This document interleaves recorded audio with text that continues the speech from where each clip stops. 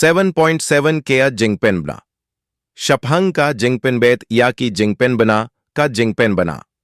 का जिंगती कबा है भा कबा दंगमी हा बैंकॉक का लातवा हडियंबा का जिंखिन्यू जुमाय कबा है 7.7 का ला तह या का थाईलैंड बाढ़ का म्यांमार कबा मरजन हा का संगी पलई लाओंग की पुलित बाढ़ की जिंगजिया कीबा ला बनजिया किम पाटतिप का वीडियो कबा संगेवतिन्नड कबा ला सफरियंग हकी लड़ पथय खुबोर का ला पीनी या का यींग कबा बुन मला बाढ़ का वह कबा दोन हाका खिंदेव कबा जरोंग कतबा की नोंग पेत कई किला पिरता बड़ किला मरे कि पुलित किला याथू या का प्रेस बाला लुमलंग कबा की दंग जुबाब या का जका हजन कयू चौच बा पौनम जोंग का बंकोक कबा पौनम बड किम दोन जिंगतिप मरदोर शफंग कतनोन गुत की नोंगत्रे की दोन हाका जाका हाका पोर बाला कुत का पोर लबुड़िया का शियंग शितेंग संगीदा का जिंक्लुइत कबा क्लैन 6.4 हडियन बड की ब्रियू की बा दोन हा बैंकॉक की लामी नो